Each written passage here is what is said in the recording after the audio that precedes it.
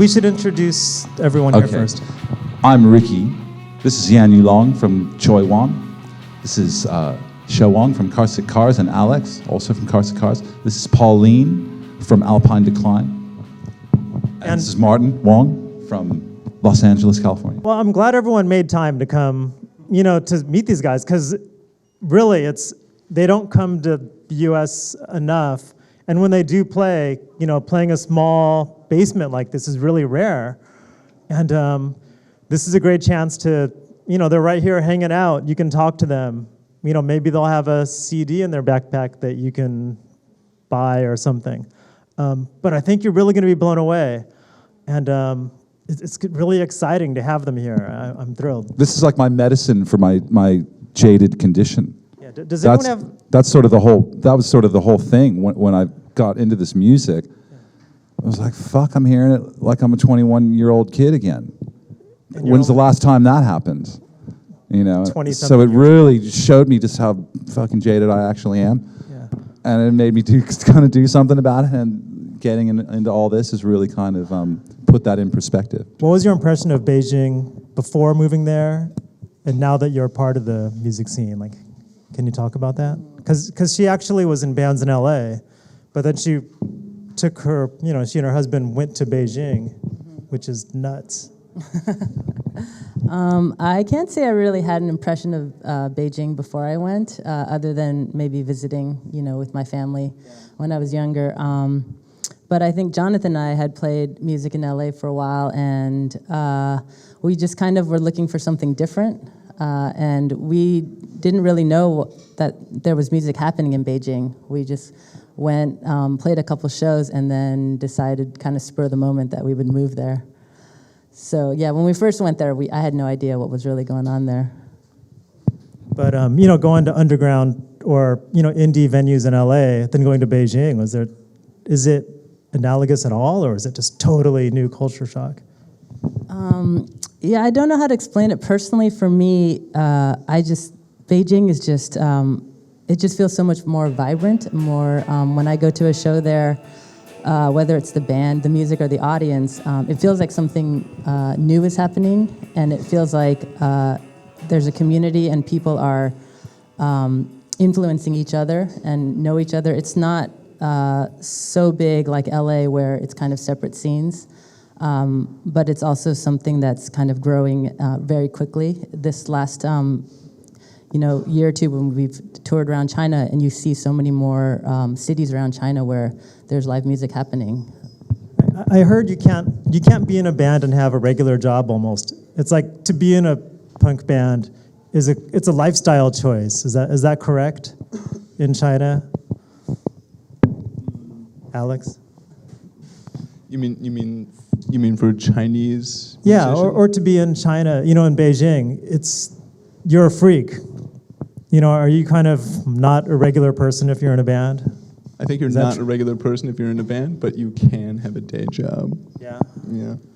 Like, we were talking with our friend on the way here, and she said that if you're in a band, typically people think, like, your friend's parents will think you're a freak, your parents will think you're, going to the dark side, and you're not a contributing member of society. I think that's all change very soon. And I think 10 years ago, maybe all the parents think rock and roll is really bad stuff, like bad people doing it. But since, I think I can talk about your first question. I think the point of Carsick Cars is we didn't know how to play any instrument when we started.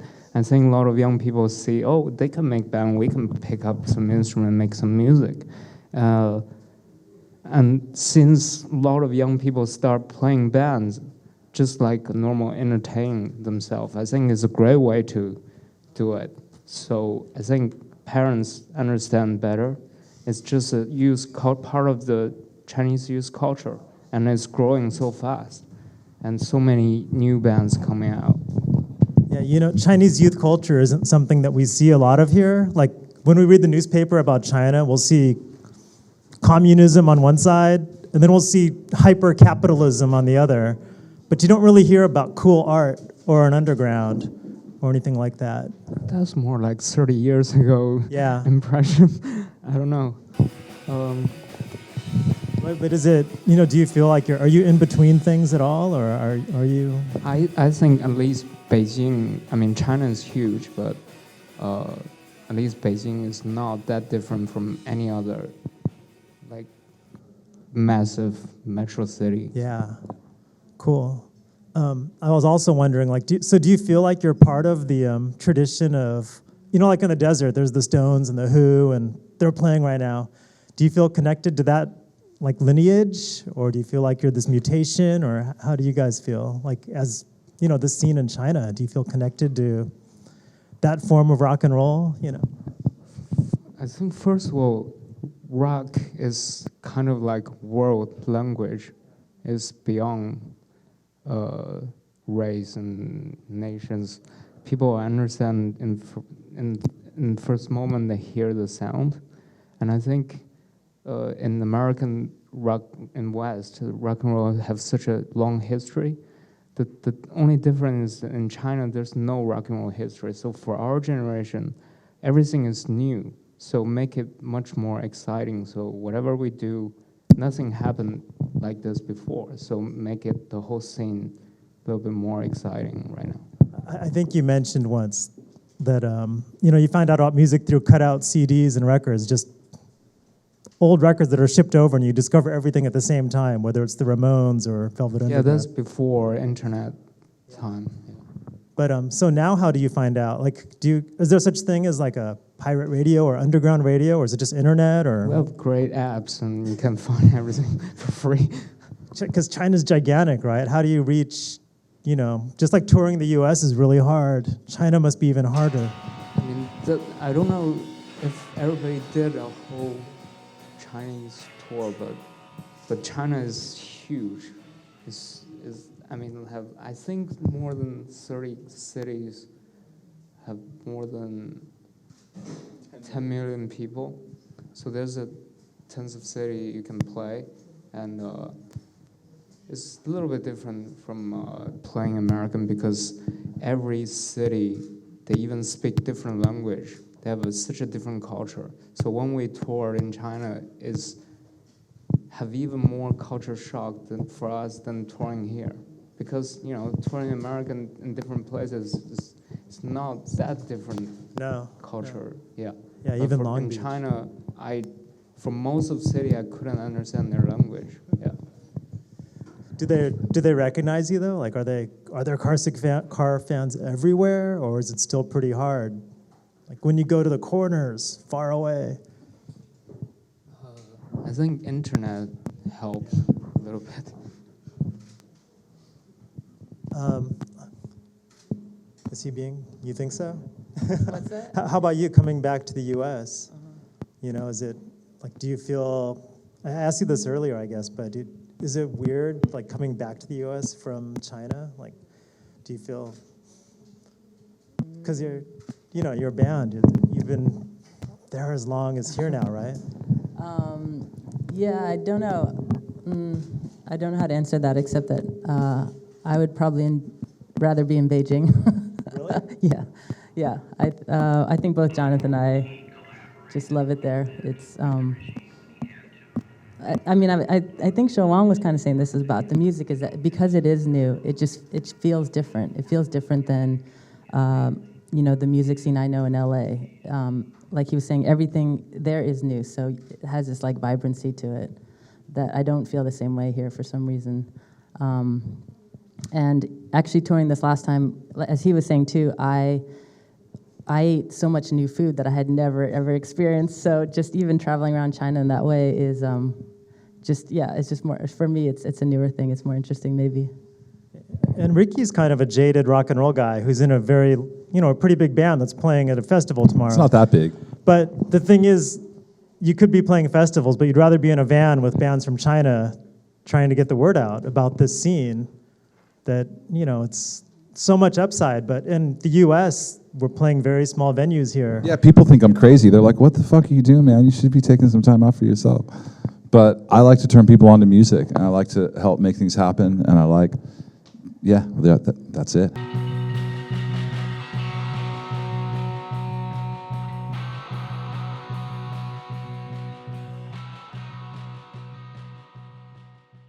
Yeah, definitely. And I think Beijing is the most important city for music and for art. So if you were serious about your art, you move to Beijing. And back to 2006, 2005, we sort of have a movement called No Beijing. And after that, there's a venue called D22, really kept all the really young bands, and they just hang out there, sort of like a Beijing version of CBGB. They just playing together, influence each other, and it was a really important time for that, generation. And it's definitely like what you said. It's like a little network. People just support each other. It's very important for any music scene anywhere. Is important like that. I think in Beijing especially, there's a certain friction. I think I'll describe it as friction. That seems fairly accurate. But there's Beijing is recognized as a major art center, especially for music, but also contemporary art. I think for a reason, because of that friction. And I also think the economy really getting crazy growing up also affect art in China. Everything speed up, and also look at the population. We have a fucking huge population, so should have a number of people who have a little bit of talent.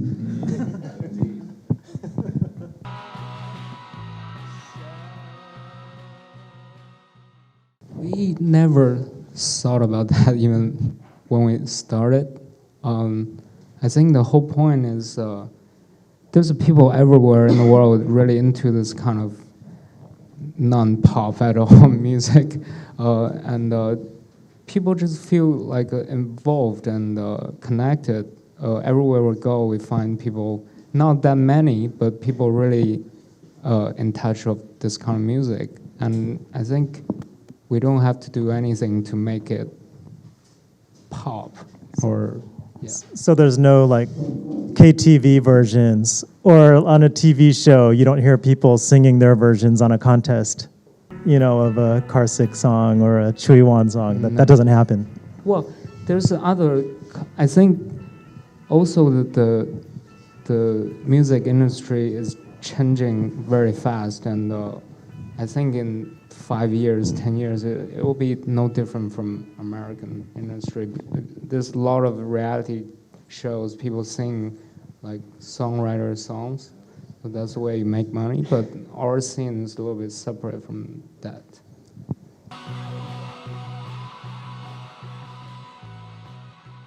It's WeChat, Weibo. I guess they can talk a little bit more about that. One point I have is he asked a second ago.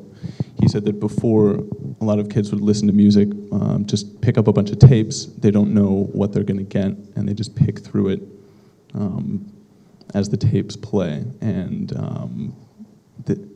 with advances in technology and, let's say, decreases in copyright laws, it's very easy to find music from anywhere and download it for free. So I think that this particular, just the availability of music and a really big increase in this availability in the last 4 or 5 years has really influenced a lot of young kids, their taste and what they are trying to do with their own music. I think for like WeChat or Weibo or band promotion, something like that, I think they could probably say a little more. Unfortunately, Facebook is blocked in China, so we cannot use it, and Twitter also. But this kind of make me feel old. But MySpace is first very important website for us, because I really started using it when it just came out, and just very easy way to connect with other band in America. So I did know some musicians through MySpace in New York, and we sort of set up a tour when they come to China, or we go to the US, we tour together. So it's really important, spread out your music through the internet. Something change everything. guess it's mainly for messaging, mainly messaging, and you can sort of send different moments in your life. You can send pictures, you can send songs. I guess there's no specific music function or no app that is really primarily focused on spreading music and trying to get your band known. Are there, I guess I'm wondering also, like, are there any apps or sort of band promotion techniques that bands use? I think in the other day, they told me an app called Songkick. I think that's, I mean, I didn't know that app, but I find it pretty amazing. Just know what your interest and tell you this band's schedule. And I think that's pretty smart. Yeah. You know, you're kind of a subculture in China. I was wondering, because here in the U.S., there's, you have outsiders like hippies and punk rock and art music or whatever. You know, do you feel an allegiance or belonging to any group of outsiders like that that's out there, or are you just your own thing in Beijing? Or I think music itself is sort of a thing in Beijing. So there's, a lot of the hippies or whatever, as you put it, they go to the punk rock shows. Is there hippies in Beijing? I don't think so. Chui Wong. I don't think so. Yeah, all the hippie times were Cultural Revolution, which, if you call that hippies.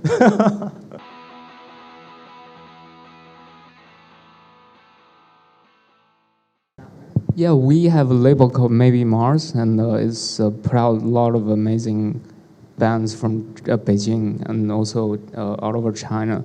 And the venue I was talking about, D22, that's the same owner opened Maybe Mars because there's so many great bands perform, but no one will put them out. So he just started a record label to help us, and that's very important for the music scene in Beijing. Also helped a lot to spread out the music outside China.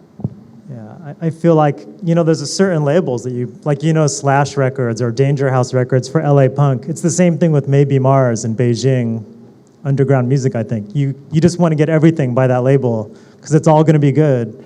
And you're going to have members of one band and the other band, and they all cross-pollinate, and it's very interesting, to be able to follow something like that.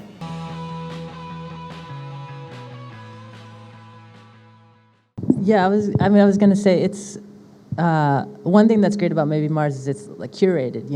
It's not music all over different styles. It's kind of specific styles or sounds. But it's almost like in China, if you're a band and you start playing, it can be in Beijing or elsewhere, people will start to kind of pay attention and notice you. So it's I don't even know if people need to submit anything. It's like if there's a town, whether you're a band in Beijing or other towns, if you start playing, people just kind of, whether in Beijing, people who are into music just kind of start finding out about you, and then maybe a band will get a chance to record a demo and then go from there. But it's not so big that there's just unknown bands that need to submit their stuff. So that's what I was kind of trying to say earlier. It's a growing scene, but it's not so big that there's still very kind of sense of a scene there, I have a question. You guys are all kind of established in the Beijing scene. Is there a group of even younger people that hate you and play a totally different type of music and think that you're the man, No.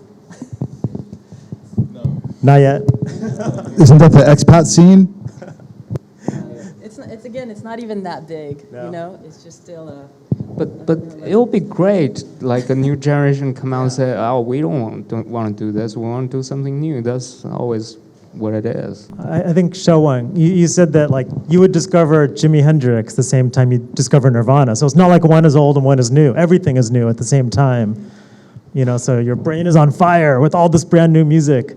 And it's not like that's classic rock. This is what I should be. No, it's all just on merit of what excites you, I guess, or what stokes you, maybe. I think you were talking about the cut CDs, and that's a very interesting period of time for Chinese music because that was way before internet, and there was, I think, from America or Europe, they would ship those overproduced records to China as a garbage, and they have a little cut, so you will have one or two tracks missing, but it really created a very special scene. You just go to a record shop and people will introduce music to each other, and it was very exciting to finding music. I mean, nowadays it's very easy, just get online and find whatever you want, but from that time it was very special to find everything is new for Chinese. You know, people talk about D22 and how was is there a golden age that already passed and you moved on, or is it just one long? D22 closed a long time ago. Yeah. And after that, the owner opened a place called XP, is focused more on experimental music.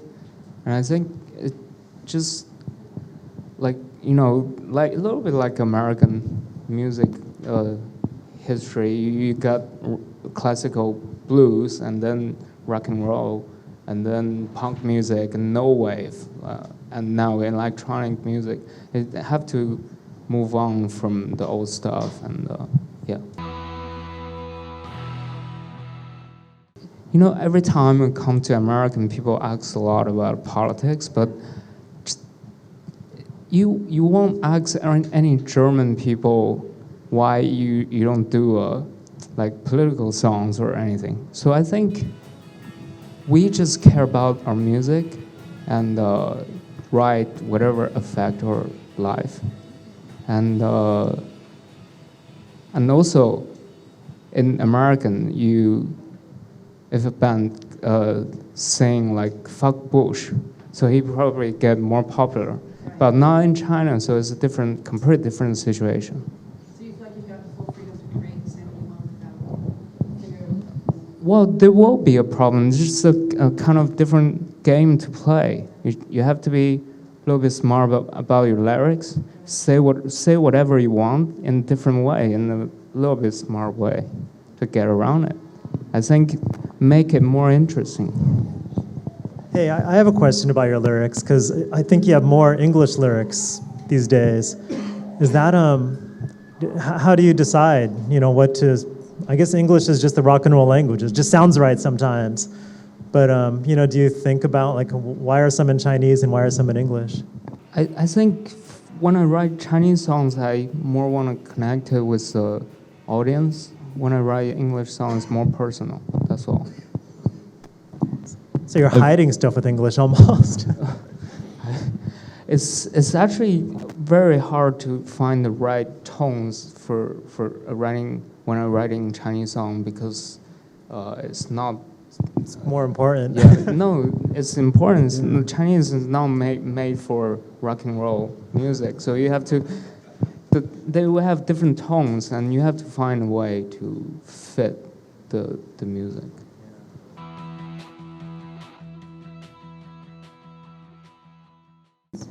I've been wondering the same thing, actually. So I'd really appreciate a good answer. Like, how do the tones, and why is it hard to sing in Chinese? Because of the tones. Because we have 4 tones in Cantonese, you have 9, right? I don't. So, different tones can mean completely different things, and sometimes the word you want to say, the tones doesn't fit the music or the melody you're doing, so you have to find a way to. It's a kind of creative process. Yeah.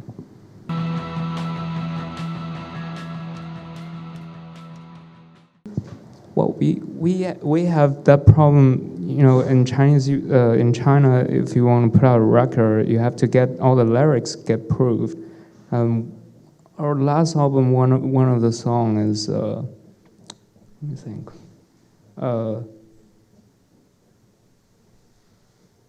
The word history, and that's a little bit sensitive, so we have to just change the tone.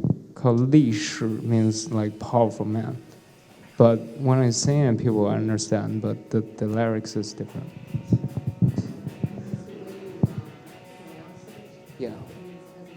Yeah.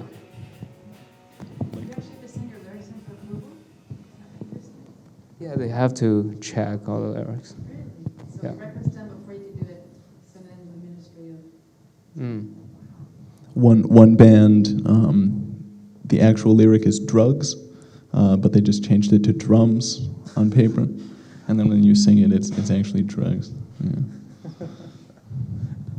I think when you asked for an example in a Chinese dictionary, if you search like the romanization of a certain word like sa, like sa, if you pronounce it, sometimes it goes up, sometimes it goes down, sometimes it moves around, and the meaning can change based on how you move it.